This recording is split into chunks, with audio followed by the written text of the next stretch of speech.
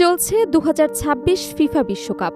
Football উন্মাদনায় যেন থমকে গেছে বিশ্বের কোটি কোটি মানুষের দৈনন্দিন জীবন। চায়ের দোকান থেকে শুরু করে পাড়া মহল্লার আড্ডা, সবখানেই এখন একটাই প্রশ্ন, সেমিফাইনালের মহারণে কে জিতবে আর কার স্বপ্ন ভেঙে যাবে শেষ বাঁশির সঙ্গে। ধোয়া ওঠা এক কাপ চায়ের ফাঁকে ফাঁকেই ফুটবল প্রেমীরা ডুবে যাচ্ছেন কল্পনার জগতে। কেউ দেখছেন লিওনেল মেসির নেতৃত্বে আর্জেন্টিনার আরেকটি বিশ্বকাপ জয়ের স্বপ্ন, আবার কেউ কল্পনা করছেন বহু প্রতীক্ষিত ট্রফি হাতে ইংল্যান্ডের উল্লাস।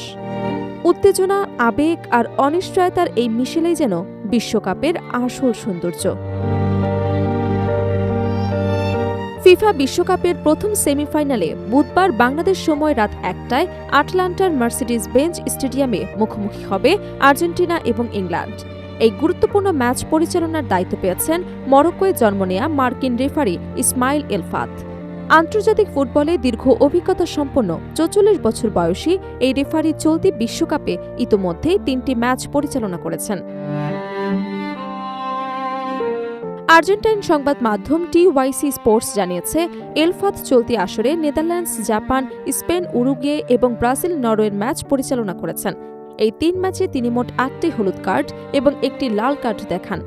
স্পেন উরুগুয়ে ম্যাচে উরুগুয়ের আগস্তিন কানোবিত্তোকেও বিপজ্জনক ট্যাকেলের জন্য লাল কার্ড দেখানোর সিদ্ধান্তটি আলোচনায় আসে।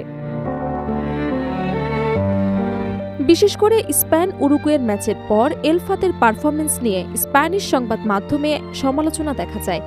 কিছু বিশ্লেষকদের মতে ম্যাচের শুরু থেকেই তিনি খেলাটিকে যথেষ্ট নিয়ন্ত্রণে রাখতে পারেননি এবং শারীরিক সংঘর্ষ ঠেকাতে কঠোর অবস্থান নেননি। রদ্রিগো বেনতানকুরের একটি ট্যাকেলে ইনাকি উইলিয়ামস আহত হলেও সেখানে কেবল হলুদ কার্ড দেখানোর সিদ্ধান্ত নিয়েও বিতর্ক তৈরি হয়। ব্রাজিল নরওয়ে ম্যাচেও তার একটি সিদ্ধান্ত আলোচনার জন্ম দেয়। নরওয়ের এক ডিফেন্ডারের চ্যালেঞ্জে ব্রাজিলের ম্যাথিউস কুনহা পড়ে গেলে প্রথমে পেনাল্টির বাঁশি বাজাননি এলফাত।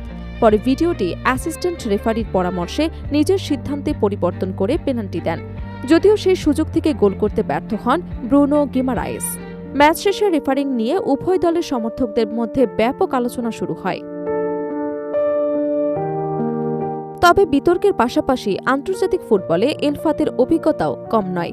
মরক্কোর কাসাব্লাঙ্কায় জন্ম নেয়া তিনি ১৮ বছর বয়সে যুক্তরাষ্ট্রে পাড়ি জমান এবং টেক্সাস বিশ্ববিদ্যালয়ে মেকানিক্যাল ইঞ্জিনিয়ারিংয়ে পড়াশোনা করেন। শুরুতে ফুটবলার হওয়ার স্বপ্ন থাকলেও পরে রেফারিংকেই পেশা হিসেবে বেছে নেন। ২০০১ সালে ডাইভার্সিটি ভিসা কর্মসূচির মাধ্যমে যুক্তরাষ্ট্রের নাগরিকত্ব লাভ করেন। ২০১৬ সাল থেকে ফিফার আন্তর্জাতিক রেফারিং তালিকায় থাকা এলফাত নিয়মিত মেজর লিগ সকার এর ম্যাচ পরিচালনা করেছেন। সেই সুবাদে লিওনেল মেসির ম্যাচেও একাধিকবার দায়িত্ব পালন করেছেন তিনি।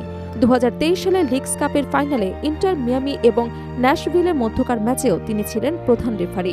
ওই ম্যাচে ট্রাইব্রেকারে জয় পেয়ে শিরোপা জিতে মেসির ইন্টার মায়ামি। বিশ্বকাপ ছাড়াও কোপা আমেরিকা, কনকাকাফ এবং গোল্ড কাপ, অলিম্পিক গেমস, অনূর্ধ্ব ২০ বিশ্বকাপ এবং ক্লাব বিশ্বকাপের মতো বড় আসরে ম্যাচ পরিচালনার অভিজ্ঞতা রয়েছে এলফাতের। টোকিও ২০২০ অলিম্পিকে আর্জেন্টিনার একটি ম্যাচেও তিনি দায়িত্ব পালন করেছিলেন। সেই ম্যাচটি ১-১ গোলে ড্র হয়েছিল এবং জয় না পাওয়ায় গ্রুপ পর্ব থেকে বিদায় নেয় আর্জেন্টিনা। এটি এলফাতের দ্বিতীয় ফিফা বিশ্বকাপ। কাতার ২০২২ বিশ্বকাপে তিনি পর্তুগাল, ঘানা, ক্যামেরুন, ব্রাজিল এবং জাপান, ক্রোয়েশিয়ার শেষ ১৬ ম্যাচ পরিচালনা করেছিলেন।